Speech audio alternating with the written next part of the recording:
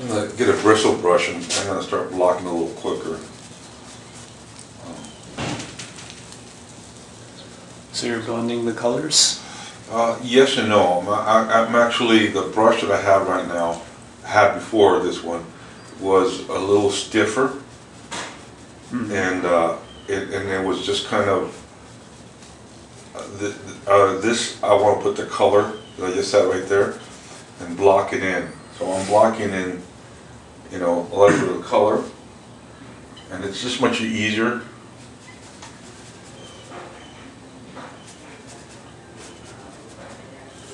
Now, this is actually a mistake, but I'm going to put a little bit of yellow. The problem is like right now what I'm doing, most of you guys don't realize this because of no experience, but what I'm actually doing is layering the bottom. I'm actually painting from the furthest thing in the back, but I'm layering that as so I can come in and create that color. So one of the things is that I set, if you see the color wheel, you have yellow, you have orange, and you have red, and you have purple. Just imagine I'm putting purple, and then on top of that purple, I'm going to put that red, and on top of that red, I'm going to put that orange, and on top of that. And so I'm layering. So first I have to work backwards. So I'm layering this right here. As I'm putting a little bit of this right here, I'm creating this richness of this dress. But, you know, so here's this, before I come back with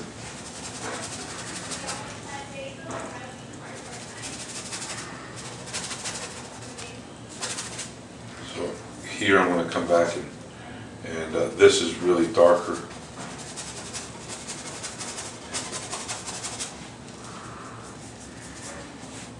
Now this is, I'm scrubbing this. I prefer to do this is better. Normally, I like right here. I'm going to kind of put the shadows on the bottom of this dress right here, and I'm really not really concerned with detail right now. I'm just kind of layering color. A lot of this can be just, I mean, I'm just kind of planning right now. I'm just kind of layering. So, and the thing is that you guys want to see results really quickly, and you just got to stop that.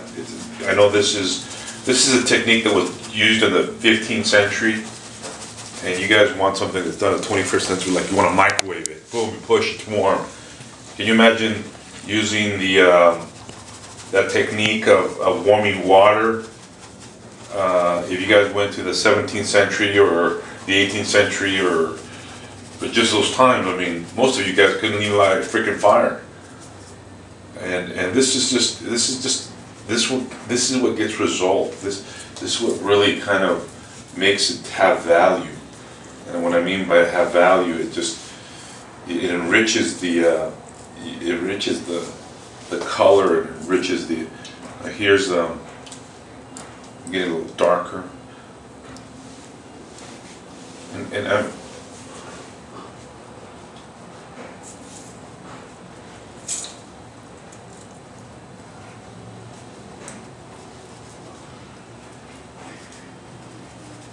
Now this is actually, if you look at this right here, this right here, this point right there, it would be like a pocket of the skirt, and it would be in shadow.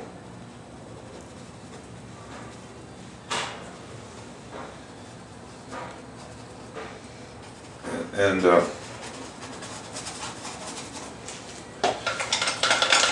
now, same thing I'm going to do here. What I was telling you about layering. I'm going to layer this color right here. This is a light. Sometimes when you get a light, I like to start with a little bit of undertoning, undercoloring. I'm going to show you here really quickly. So here, we were talking earlier that, you know, you have yellow, you have orange, you have yellow, and you have white. Okay, you see the sequence of colors, right? Mm-hmm. So now I'm going to warm this up right here. This is my light source. So here I'm going to add a little bit more yellow. So here's my yellow. And you see how rich that yellow is. And there's no white on top of it yet. Just wait till I get some white on this baby. And it really just glows. It feels like it's actually lit. And I'll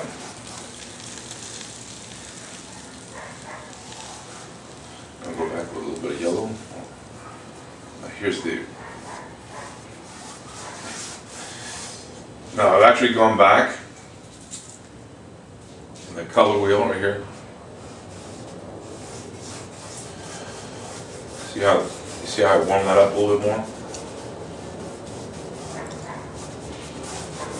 Now, pause it right there. Hold on, let me see if I can find it. So pause the recording? No.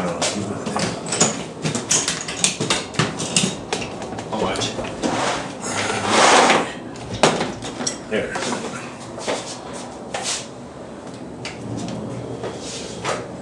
Alright.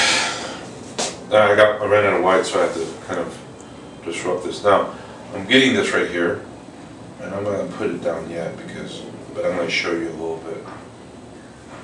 Now, this is the light source right here. Look at it, boom. See how rich that right there is? Not just, it's taken all that color down here that I actually applied and creating an intensity that, and it's just a brush stroke. Look at this, how beautiful this brush stroke is. Boom, boom, boom.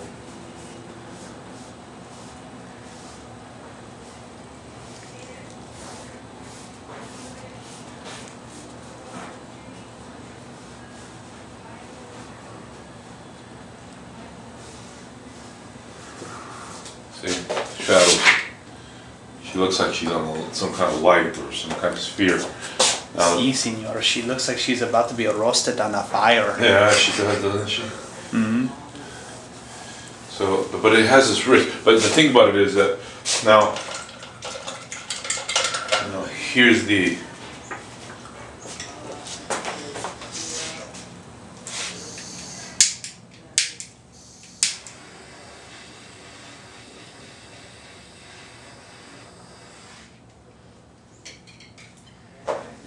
So this is what you've been, this is now,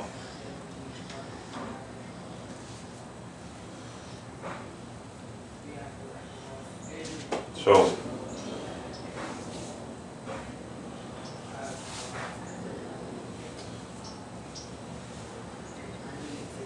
these are little details that I'm putting right there.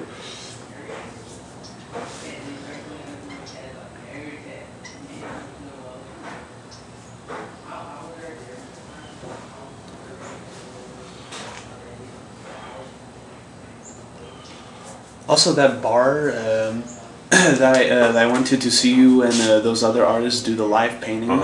I noticed that the youngest artist did the background completely first, and then he overlapped his characters on top of the background and added the other details. Well, that's because he's painting with acrylics. Can you repeat the same process with oils, or that'd be much more difficult? Well, yes, you can, but it needs time. Time becomes then, time is, normally if I'm painting a really big painting, you're talking about days worth of work. I mean, you're talking about an hour's worth of work here.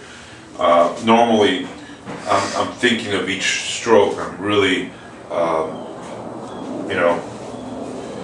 really intensifying every stroke that I make, and not just doing it randomly. I'm thinking of everything that I'm doing instead of just kind of doing it at random, and if it works for you, that's fine. This is more strategic, and there's nothing wrong because I've actually painted that way before, and the problem is that each medium has its strength and each medium has its weakness. And you would not be able to, for example, if I wanted to come back and let's say feather this, let me just show you here. I mean, I did this a little while ago.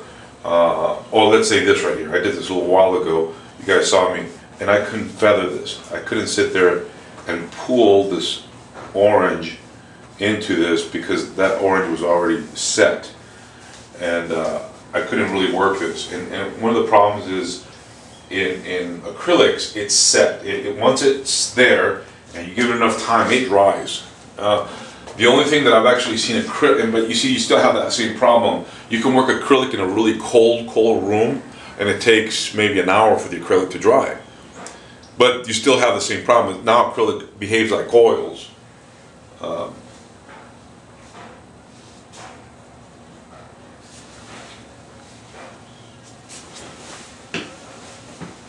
Sorry, there's a bee. Don't tell me you're scared of bees. I'm not very fond of them.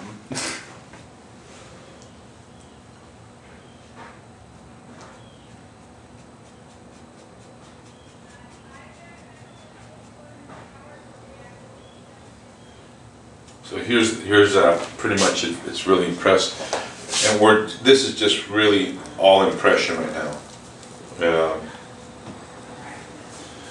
Here I have this color.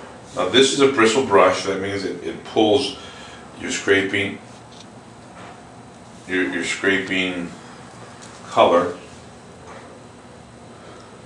and it's blending.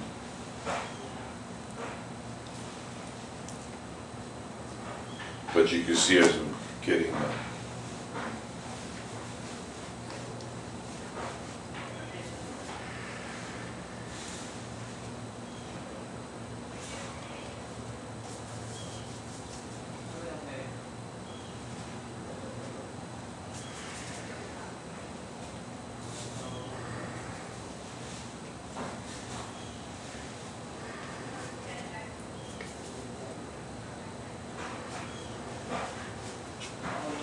so now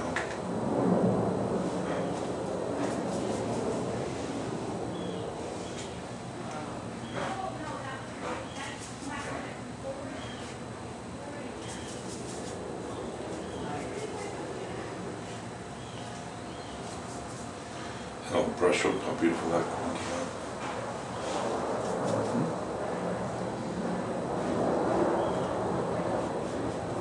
See, I'm toning this color down right here over the neck. Mm-hmm. Now I'm going to go back with this right here.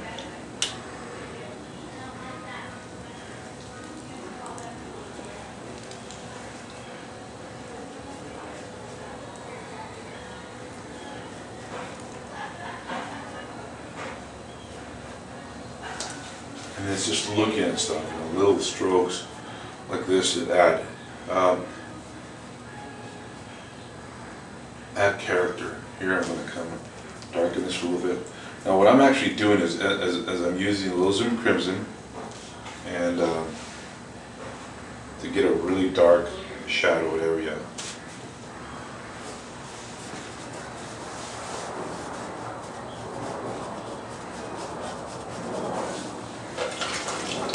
Now,